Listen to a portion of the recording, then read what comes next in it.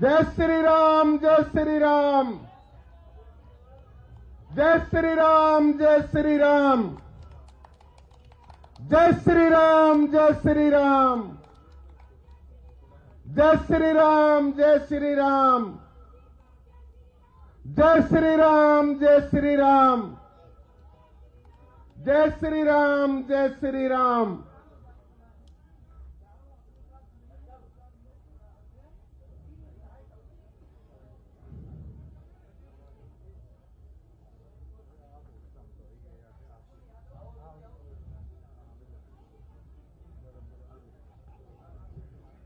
भारत माता की, भारत माता की, भारत माता की जय श्री राम।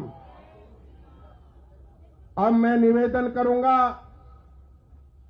श्रीमान मनीष जी ग्रोवर और हरियाणा सरकार में मंत्री जेपी दलाल जी पुष्प गुच्छ देकर के श्रीमान मोहन जी यादव मुख्यमंत्री मध्य प्रदेश जी का स्वागत करेंगे।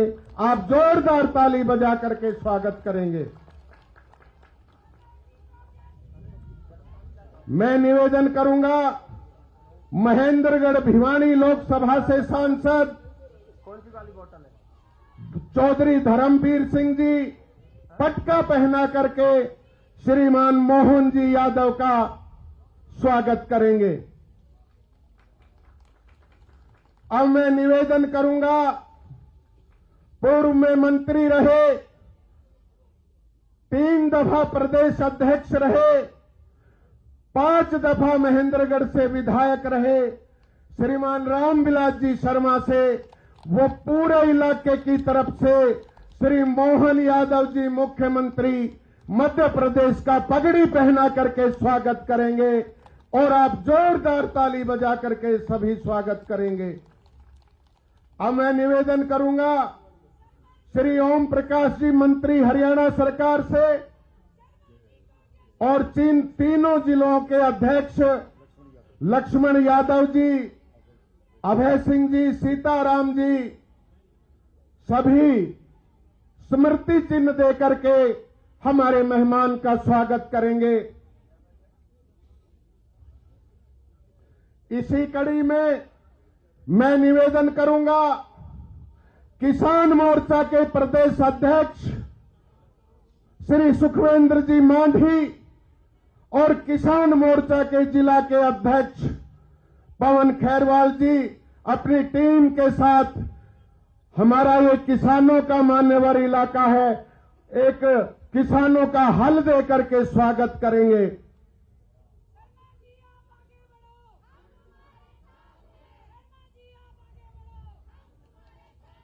जोरदार ताली बजा करके स्वागत करेंगे।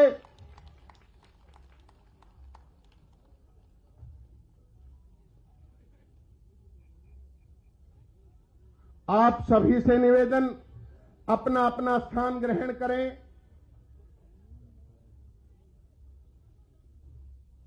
अब आप सबकी तरफ से हमारे यादव सभा के प्रधान और उनकी पूरी टीम श्रीमान मोहन जी यादव मुख्यमंत्री मध्य प्रदेश जी का पुष्प गुच्छ देकर के स्वागत करेंगे और आप जोरदार ताली बजा करके स्वागत करेंगे।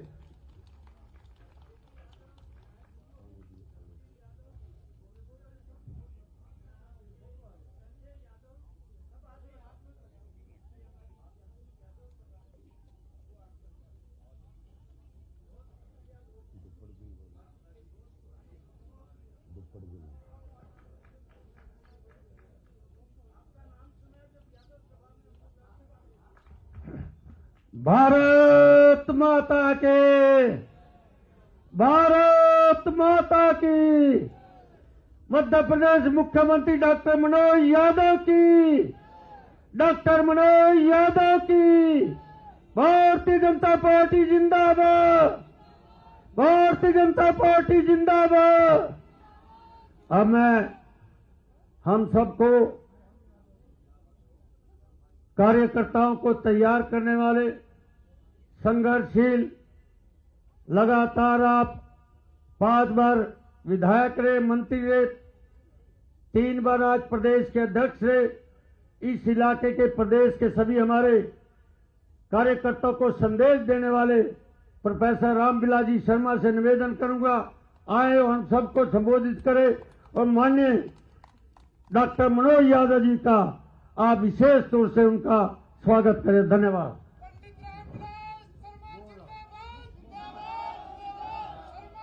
हमारे बीच में बहन संतोष यादव, पूर्व डिप्टी स्पीकर महिला मोर्चा की तरफ से, वो भी पुष्प गुच्छ दे करके हमारे मोहन जी यादव का स्वागत करेंगी।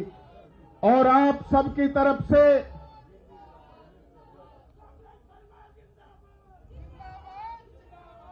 आज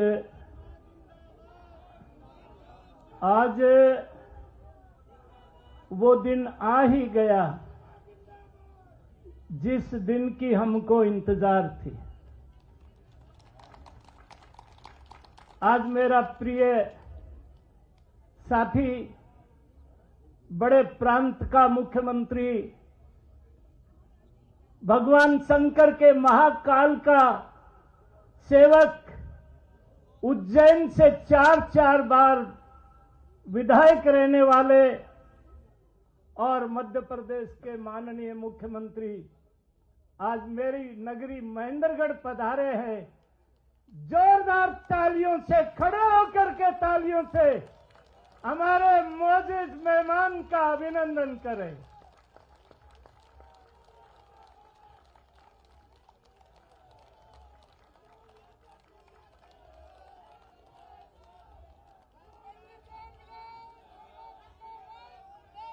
आज माननीय मुख्यमंत्री जी का इस कार्यकर्ता सम्मेलन में महेंद्रगढ़ की धरती पर,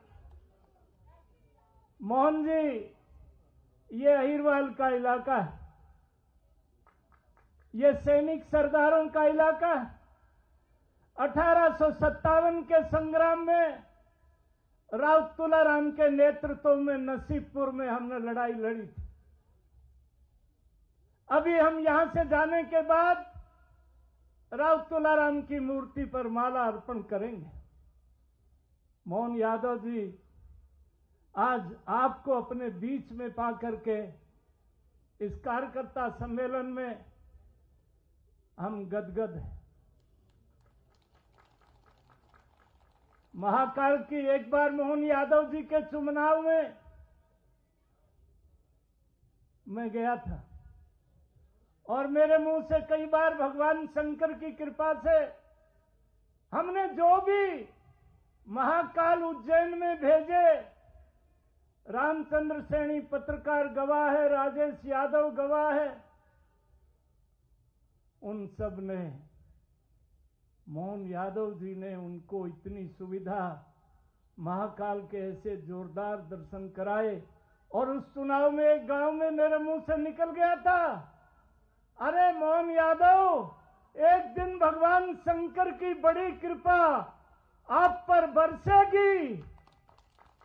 और जब शिवराज सिंह चौहान ने पर्ची खोली, मोहन यादव चौथी लाइन में बैठे थे, पार्टी के समर्पित कार्यकर्ता, और शिवराज सिंह चौहान ने कहा कि मध्य प्रदेश के अगले मुख्यमंत्री मोहन यादव होंगे। मोहन यादव को मालूम ही नहीं था। विश्वास सारंग ने कोणी मारी, मोहन जी आप मुख्यमंत्री हो गए। ऐसा समर्पित कार्यकर्ता, उनके हाथ में मध्य प्रदेश की बागडोर आई। हमने उस समय लड्डू बांटे थे। आज क्योंकि लोकसभा का चुनाव है और आज माननीय मुख्यमंत्री के 3 कार्यक्रम हैं, 3 लोकसभाओं में, आजकल पूरी होड़ लगी है। आज भी सुरेश पंचोली को मोहन जी ज्वाइन करा दिए। मध्य प्रदेश के कांग्रेस के अध्यक्ष रहे, केंद्र में मंत्री रहे, और ये तो घर में थोड़ी तकरार हो गई, नहीं कमलनाथ भी आने को तैयार थे। हमारी हरियाणा सरकार के माननीय मंत्री, हमारी लोकसभा से लोकप्रिय सांसद चौधरी धर्मवीर जी, जेपी दलाल साहब, ओम प्रकाश जी यादव जी, हमारे लोकप्रिय विधायक सीताराम यादव, बहन संतोष यादव, डॉक्टर अभय सिंह जी यादव, मंच पर विराजमान पार्टी के सभी वरिष्ठ ज्येष्ठ कार्यकर्ता बंधु, 2024 का हो गया मुहूर्त है। अगले 5 साल नरेंद्र भाई मोदी की बहुत जरूरत है। ये देश राम का है। हम जितने लोग मंच पर नीचे बैठे हैं, हम सब राम कृष्ण की संतान हैं। एक उस पार्टी से मुकाबला है जो सनातन को खत्म करना चाहती है, जिसने सुप्रीम कोर्ट में ये पत्रकार छायाकार मित्र सब जानते हैं, श्रीमती सोनिया गांधी ने जब राष्ट्रीय अध्यक्ष थी, सुप्रीम कोर्ट में कपिल सिब्बल साहब जैसे ज्येष्ठ वकील के माध्यम से एफिडेविट किया कि हम राम नाम का कोई व्यक्ति हुआ नहीं, ये कल्पना है। जब प्राण प्रतिष्ठा का निमंत्रण दिया तब उसका बहिष्कार कर दिया। आचार्य प्रमोद कृष्ण हैं जिन्होंने कहा यह हिंदुस्तान वही देश है, इसकी माता बहनों ने, जिस कौशल्या माता ने राम को अपनी गोदी में खिलाया, जिस कन्हैया को देवकी ने जन्म दिया, यशोदा ने पाल पोस करके बड़ा किया, हम कैसे भूल जाएं? कैकेयी के कारण राजा दशरथ के प्राण चले गए। राजा राम राज तिलक की बजाय वनवास को चले गए। ये इतना बड़ा समाज है, 10,000 साल पहले की घटना है। आज देश में सीता है, गीता है, सावित्री है, जावित्री है, चंपा है, चमेली है, ऋतु है, गिंदोड़ी है, धापा है, दड़कली है, शोभाई है, भरपाई है, बिमला है, कमला है, सिलोचना है, कविता है, सविता है। गाड़िया लुहार के भी केला की फड़ी नाम की लड़की मिल जाएगी, परंतु कैकेयी नाम की लड़की नहीं मिलेगी। ये समाज है। कांग्रेस और कैकेयी की एक ही राशि है। आचार्य प्रमोद ने कहा था कि कभी ऐसा ना हो कि ये कैकेयी का जब समाज बहिष्कार कर सकता है तो ये कांग्रेस का भी हो सकता है, बहिष्कार कर सकता है। राम लला की प्राण प्रतिष्ठा, ऐसा बहादुर प्रधानमंत्री 11 दिन तक नारियल पानी के ऊपर साष्टांग प्रणाम। 45 लोग अब तक अयोध्या में आ चुके हैं। मिथिला से जो लोग आ रहे हैं वो अन्न जल लेकर के आ रहे हैं। वो रेल की बाट नहीं देख रहे, पटड़ी के साथ साथ चल पड़े। हमारी पुरानी परंपरा है कि लड़की के घर का पानी नहीं पीना। आज मिथिला के लोग उसको निभा रहे हैं। अधिक ना कहते हुए मैं आदरणीय मध्य प्रदेश के माननीय मुख्यमंत्री को और मोहन यादव, आप तो साक्षात महाकाल के सेवक हैं, आपके ऊपर उनकी बड़ी कृपा है। कल सारा दिन आप उज्जैन के महाकाल के समर्पित रहे। आपका हार्दिक अभिनंदन करते हुए तमाम कार्यकर्ता और भाई बहनों को मैं धन्यवाद देता हूं। हमारे जिला परिषद के चेयरमैन हो, पार्षद हो, सब लोग सामने वाली धूप की कुर्सियों पर बैठे हैं।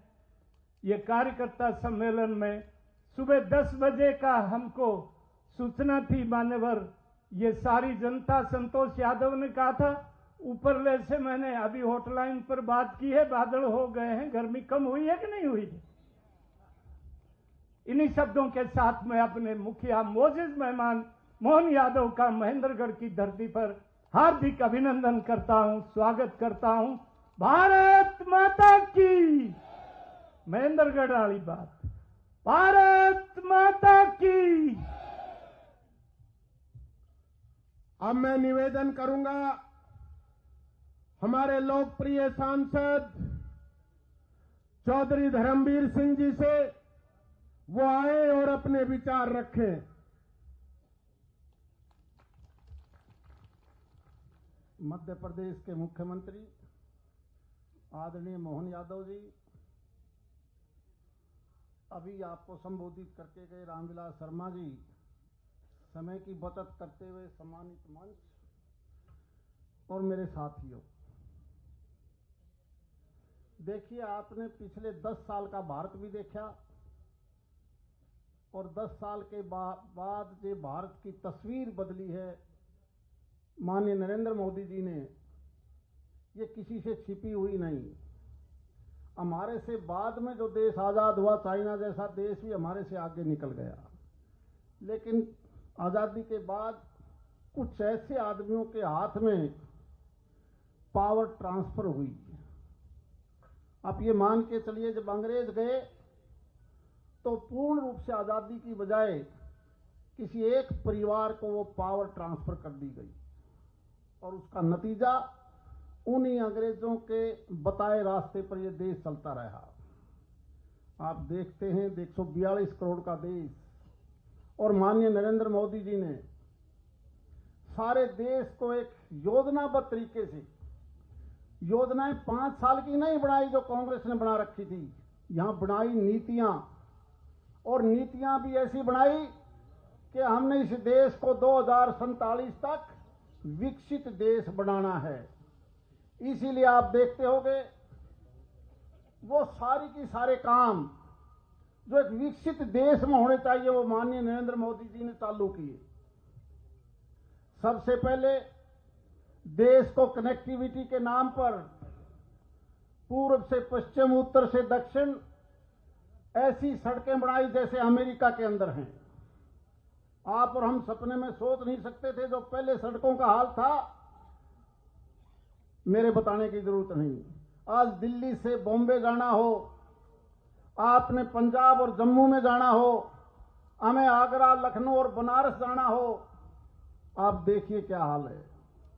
और इसी प्रकार से रेलवे कनेक्टिविटी का काम इस 10 साल के अंदर जिस तेजी से हो रहा है, वही पानी का अगर मामला लें तो माननीय प्रधानमंत्री जी की एक सोच कि मैंने देश की सभी नदियों को जोड़ना है, इसलिए 99 से ज्यादा 99 प्रोजेक्टों का काम पूरा भी हो चुका है और आने वाले निकट भविष्य में हर खेत को पानी मिले, हर व्यक्ति को स्वच्छ पीने का पानी मिले। इतना बड़ा बजट 47 लाख करोड़ रुपया जहां केंद्र सरकार का बजट है, अगर हम अलग अलग प्रदेशों का बजट देखें, जो पैसा पहले कुछ एक आदमियों की जेब में जाता था, आज वही पैसा केवल आम आदमी के लिए भलाई के अंदर लगता है। ये कांग्रेस वाले कहते थे कि हमने किसान का कर्जा माफ किया एक बार 72,000 करोड़ रुपया दे के, और माननीय प्रधानमंत्री जी तो हर साल 70,000 करोड़ से ज्यादा पैसा किसान के सीधे खाते में दे के जाते हैं। केवल यही नहीं, थोड़े पानी से ज्यादा पैदावार कैसे हो सकती है, क्लस्टर के तौर पर जोड़ों के दोबारा निर्माण करवा के, नहरों को दोबारा रिमॉडलिंग करवा के सारे देश के अंदर जिस प्रकार व्यवस्था दी है, इससे आम आदमी समझ सकता है। और इसीलिए आज विपक्षी पार्टी कांग्रेस का क्या हाल है।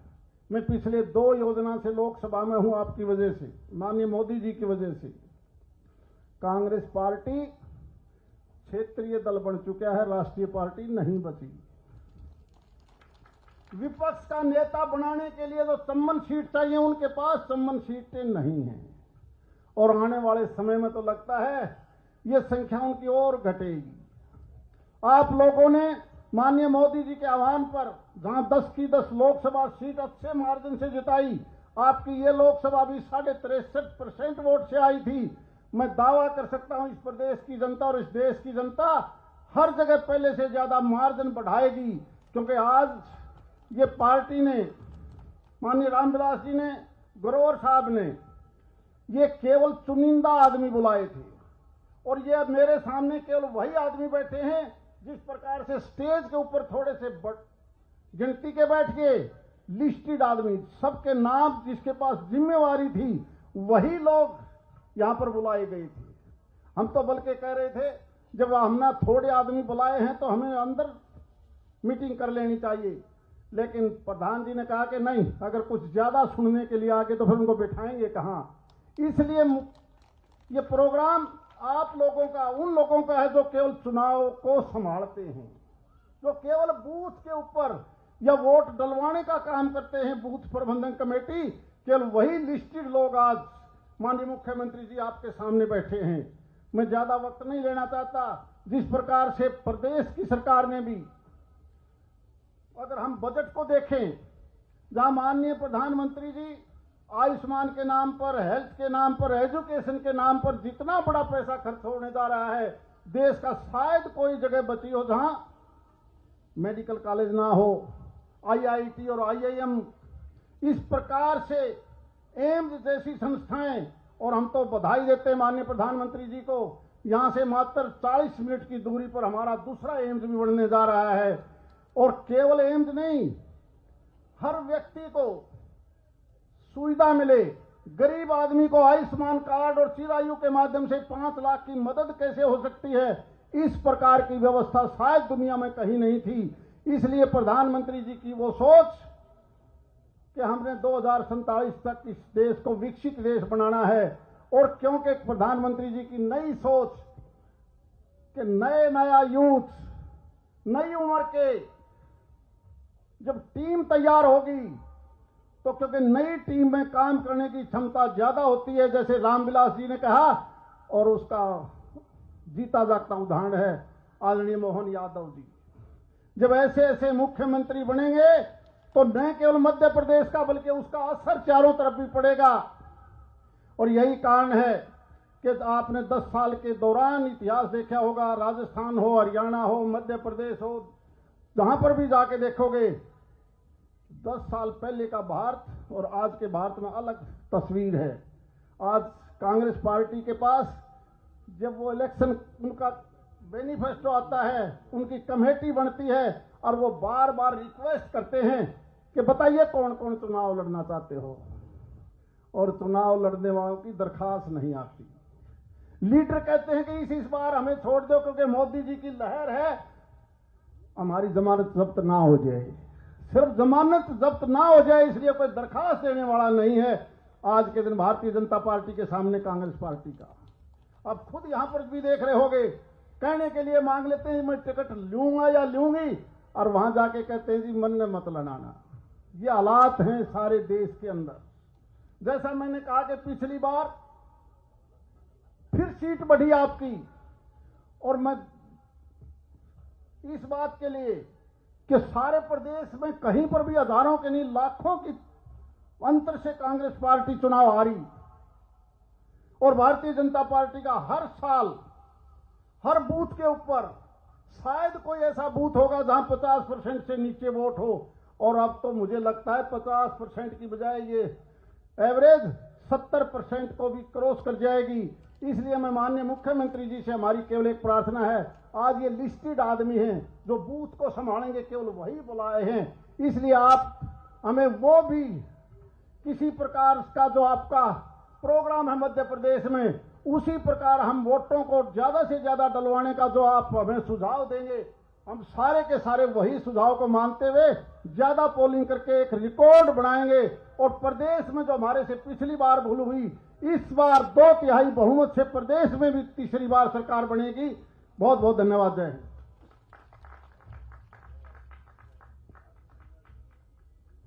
अब मैं निवेदन करूंगा, आज के हमारे खास मेहमान डॉक्टर मोहन जी यादव, मुख्यमंत्री बोले उससे पहले मैं आपसे हाथ जोड़ के एक निवेदन करूंगा। 1000 किलोमीटर से चल करके हमारे माननीय मुख्यमंत्री जी हमारे बीच में आए हैं, हमसे गुफ्तगू करने आए हैं, कार्यकर्ताओं से बात करने आए हैं, और हम 10 कदम चल करके तो पंडाल में आ ही सकते हैं। ये 1000 किलोमीटर से चल के आए हैं, हमें 10 कदम चलना है। अब मैं डॉक्टर साहब हमारी पूरी जनता जनार्दन की तरफ से आपका स्वागत है। किस विधि स्वागत करें आपका, क्या दें वे उपहार तुम्हें, मुक्ता मणि का हार नहीं जो देवे गल में डार तुम्हें, मधुर रसों का भोग नहीं, नहीं निर्मल जल की मधुधारा, फैला दो आंचल अर्पित करें, प्रेम आंसू दो चार तुम्हें, प्रेम आंसू दो चार तुम्हें। माननीय मुख्यमंत्री जी,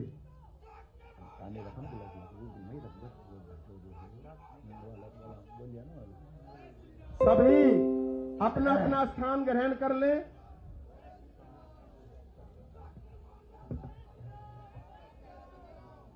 मेरे साथ सभी बोलेंगे प्रेम से, बोले गोपाल कृष्ण भगवान की जय।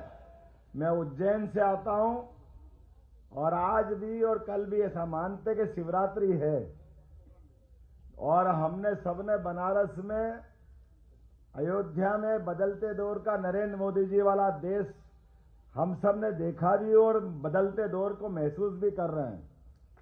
तो बोले जय श्री महाकाल, हर हर। हम सब मंच पर विराजमान माननीय मनीष ग्रोवर जी, जो हमारे सेक्टर प्रभारी, जोरदार अभिनंदन करें मनीष ग्रोवर जी का। अभी अभी लोकप्रिय सांसद माननीय धर्मवीर सांसद जी ने अभी अपनी बात रखी, माननीय सांसद जी का अभिनंदन है। और 5000 साल पुराना रिश्ता है रामविलास जी आप लोगों से। भगवान कृष्ण के काल से अगर उनकी दोस्ती सबसे ज्यादा किसी से थी तो आपके ही वंश से थी, भगवान कृष्ण की। हम तो आपको तब से मानते हैं। रामविलास शर्मा जी, इस मंच पर मौजूद सरकार के मंत्री, सोशल जस्टिस मंत्री माननीय ओम प्रकाश यादव जी, आपका भी वंदन है, अभिनंदन है। लक्ष्मण यादव जी, अभय सिंह यादव जी, आप ताली बजाते रहो, मैं नाम बोलता रहूंगा। सीताराम यादव जी, शंकर धूपड़ जी, दयाराम यादव जी, सुखविंदर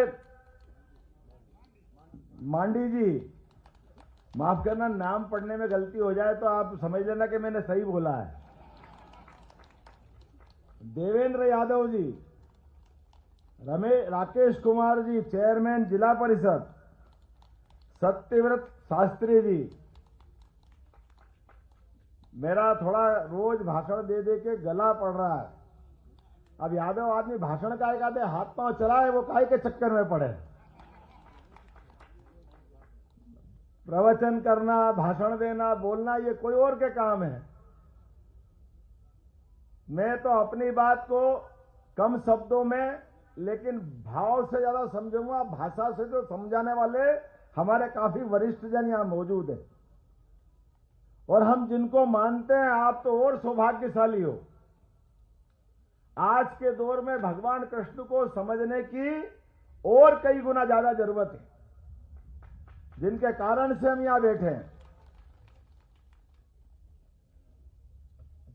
अभी बताया गया कि ये बात सही कि मैं हाथ जोड़ के माफी चाहता हूं, मैं लेट आया, आपकी गलती नहीं है, मुझे आना था समय पे।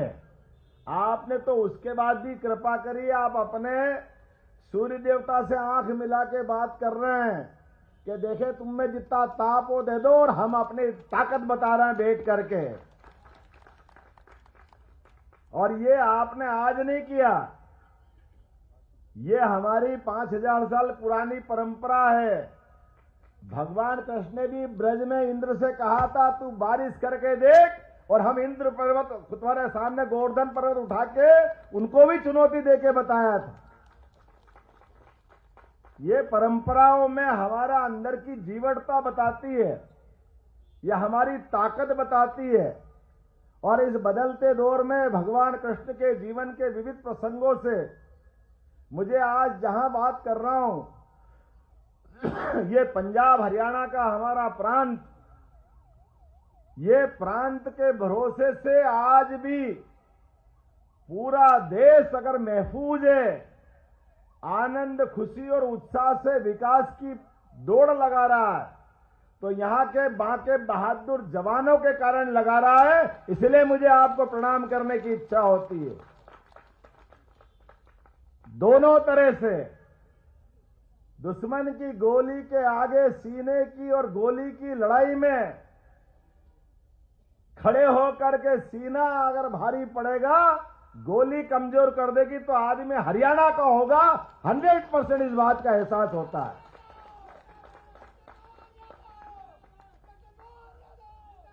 और आज नहीं, हर काल में, हर युग में, हर समय आज हम सब देख सकते हैं 142 करोड़ का देश है, लेकिन 142 करोड़ के देश के सामने अगर शांति की बात आती है, सुरक्षा की बात आती है, व्यवस्थाओं की बात आती है, तो मैं अपनी सारी आर्मी के आगे हाथ जोड़ के शीश नवाता हूं।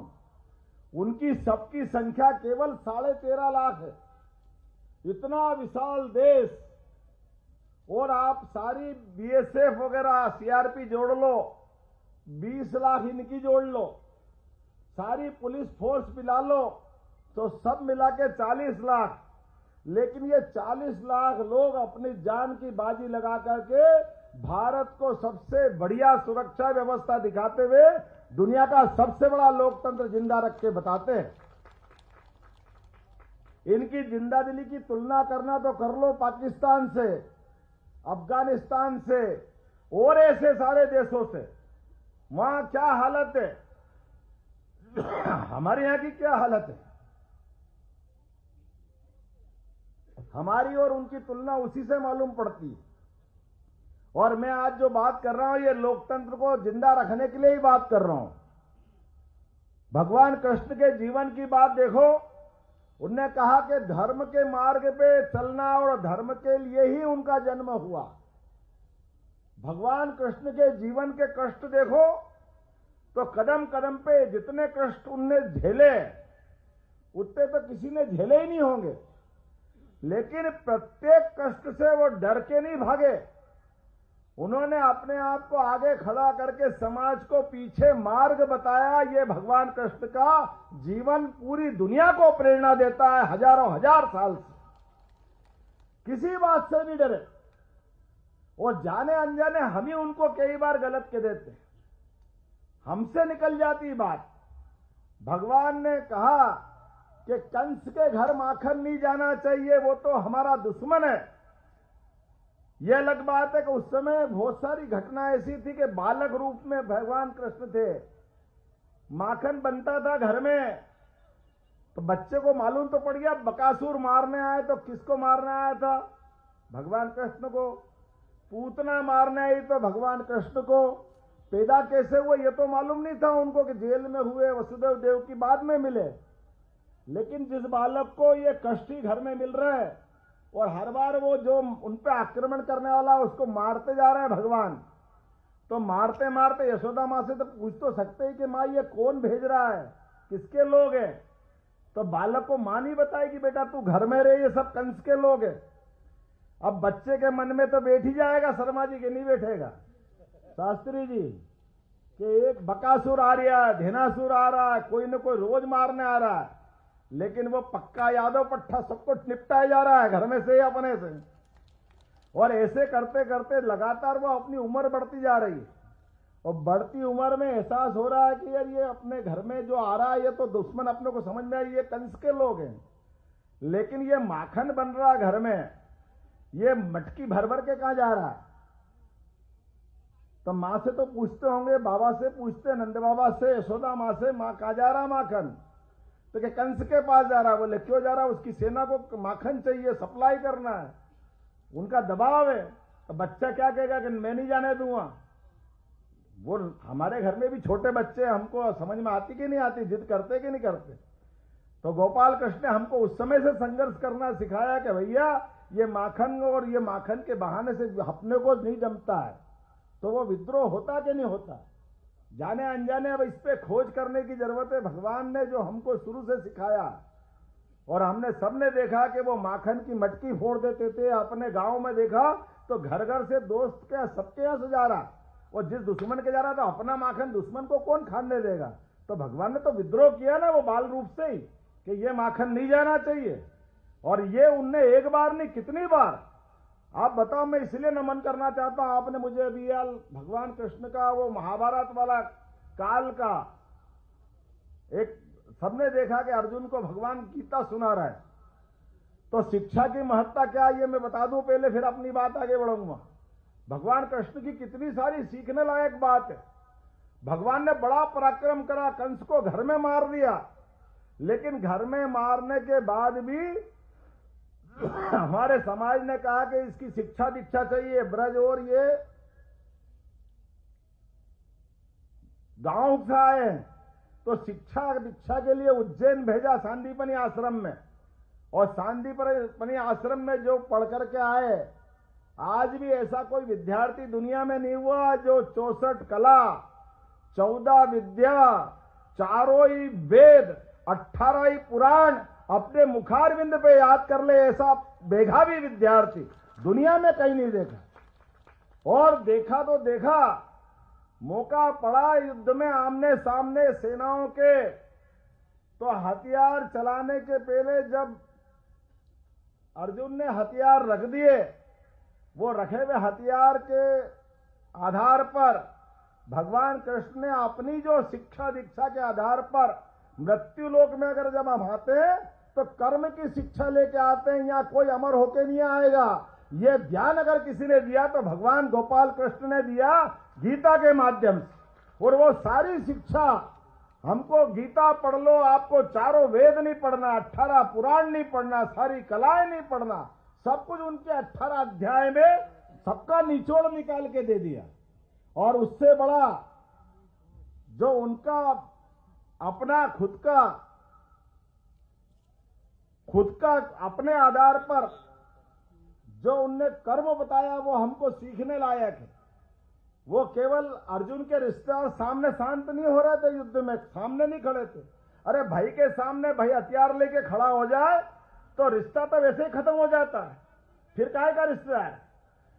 अर्जुन के कोई रिश्तेदार नहीं थे, लेकिन उसके बाद भी भगवान कृष्ण के बोलने के बाद भी अर्जुन तो डबल माइंड हो रहा है। लेकिन भगवान कृष्ण तो अपनी सारी सेना अपने ऑर्डर से सामने खड़ी करी थी। अब आप अंदाज लगा लो कि मेरी सेना, मेरे साथ वाले अपने ड्राइवर को चोट लग जाए तो नींद नहीं आती अपने को, और अपनी सारी सेना को मरने के लिए सामने खड़ा कर दे अपने ऑर्डर से। इतना कठिन समय भगवान कृष्ण के सामने था, लेकिन जैसा उन्होंने कहा कि मैं धर्म मार्ग पे चल रहा हूं, जो संकल्प उनने लिया था वो संकल्प आज भी उतना प्रभावी है कि सारी की सारी सेना, हमने पूरे इतिहास में कहीं पढ़ा नहीं कि भगवान ने सेना को ऑर्डर दिया और एक भी सैनिक मैदान छोड़ के चला गया। सबकी भलाई जान चली गई, लेकिन वो धर्म मार्ग पर अपने स्वामी भक्त होने का प्रमाण दिया। ये भगवान कृष्ण की सेना ने हमको आज भी अपनी सनातन संस्कृति पे गर्व करने का उदाहरण दिया। बोले गोपाल कृष्ण भगवान की। और तब से लेके आज तक आप बताओ, इतनी धूप में आप बैठे, आपका मेरा रिश्ता क्या? अभी बताए शर्मा जी ने लड्डू बांटे आपने यहाँ पे, और पूरे देश में बांटे। अरे लोकतंत्र में यही तो आनंद होना चाहिए। ये कार्यकर्ताओं के सामने में बैठ के बात कर रहा हूं, तो कार्यकर्ताओं का ये हमारा आपका संबंध क्या है? हमारा आपका एक ही संबंध है, झंडा लहरा रहा है। ये लहराता झंडा हमको बुला रहा है, और लहराते झंडे में चुनाव चिन्ह भी है। ये दल, वो दल, इन दल और दल में कौन है? खिलता कमल। ये दलदल के बीच कीचड़ में खिलता कमल लोकतंत्र की सबसे बड़ी पहचान है। इस पहचान के माध्यम से हम अपने दोनों रिश्ते कायम कर लेते हैं। सनातन संस्कृति में अगर विष्णु भगवान की, भगवान रामकृष्ण की पूजा करना है, मूर्ति नहीं मिले तो कमल का फूल मिल जाए तो पूजा कर लो, वो गोपाल कृष्ण की पूजा अपने आप हो जाती, और कोई नहीं चाहिए उनको। ये प्रकृति में वो वास करते हैं। भगवान ने अपने गीता में कहा, वनस्पति में, फूल में अगर कोई मेरे को ढूंढना चाहे तो कमल के फूल में वो है, मनुष्य में ढूंढना चाहे तो यादव वो रूप में है। वो उस समय से पहचान बताइए उन्होंने, और ये जो पहचान बताई है, आज हम वर्तमान के दौर में देखे कि मनुष्यता के नाते से मैं जिस पार्टी में हूं, उस पार्टी के आधार पर मेरे कोई पिताजी जीवन में कभी पार्षद का चुनाव नहीं लड़े, मेरे परिवार में कोई विधायक नहीं बना, मेरे परिवार में कोई सांसद नहीं बना, लेकिन ये जो लोकतंत्र है, चंद्रशेखर आजाद, भगत सिंह, इनने सबने देश की आजादी के लिए, या भगवान ने 5000 साल पहले भी अपना धर्म के माध्यम से जो अपने इस देश में सनातन संस्कृति की रक्षा करने का जो अभियान चलाया, नरेंद्र मोदी जी क्या कर रहे हैं? वही तो कर रहे हैं। जोरदार ताली बजाओ नरेंद्र मोदी जी के लिए। हर गरीब से गरीब आदमी के जीवन में सुख का सूरज निकले, उसके कष्ट दूर हो, इसलिए तो 80 करोड़ लोगों के लिए निःशुल्क अन्न दे रहे हैं। निःशुल्क अन्न देने की क्या मतलब निकला? जिनका घर पक्का नहीं उनको पक्का घर बना के दे रहे हैं, जिनके घर चूल्हा नहीं है गैस का चूल्हा बड़े लोगों का था, ये बड़े लोगों के पहचान मिटा करके गरीब से गरीब आदमी के घर में उज्ज्वला कनेक्शन देने का काम कौन कर रहा है? नरेंद्र मोदी जो कर रहे हैं। कांग्रेस ने क्यों नहीं किया?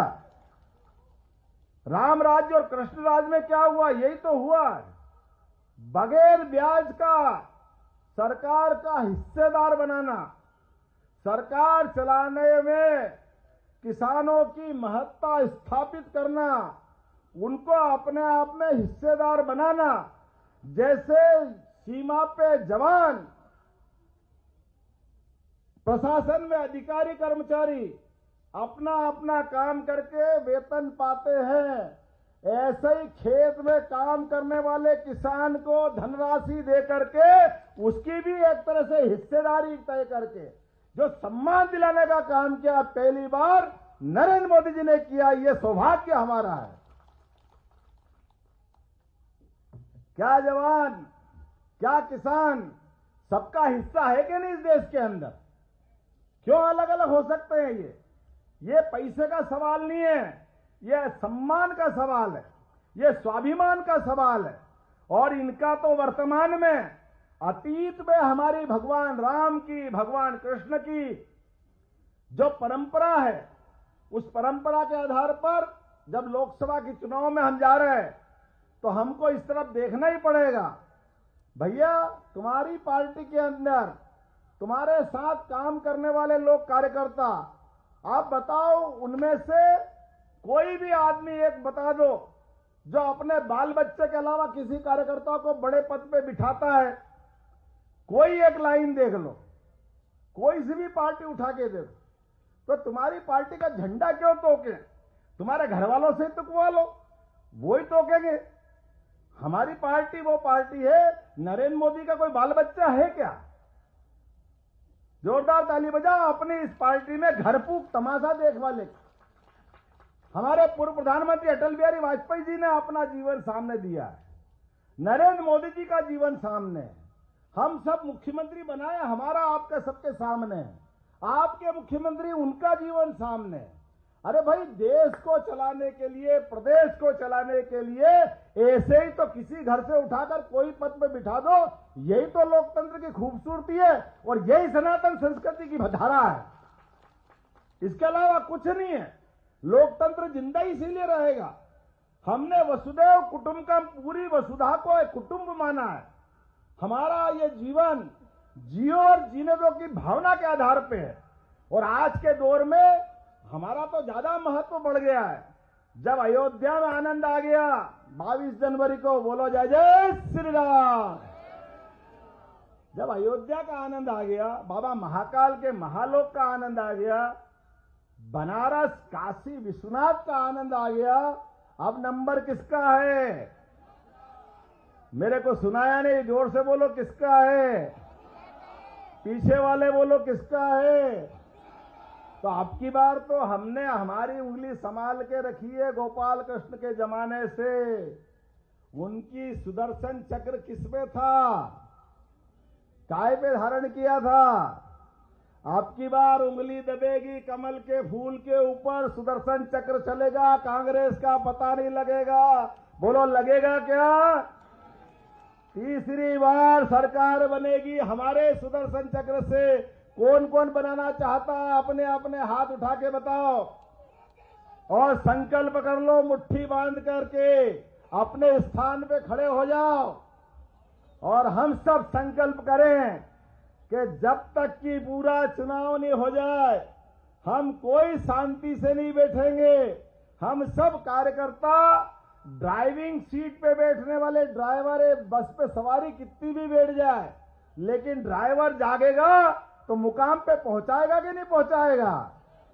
तो मेरी बात से सहमत हो तो सभी जोर से बोलो भारत माता की, भारत माता की, भारत माता की। जब तक चुनाव नहीं हो जाए, प्रचंड बहुमत से जीत नहीं जाओ, तब तक ये संकल्प याद रखना। बहुत बहुत धन्यवाद। भारत माता की जय।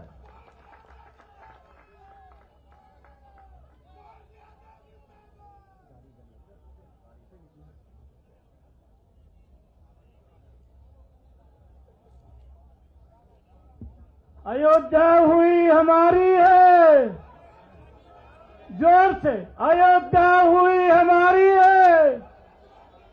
मथुरा की बात, आप सभी पधारे, आप सभी का बहुत बहुत धन्यवाद, बहुत बहुत आभार, बहुत बहुत अभिनंदन। भारत माता की।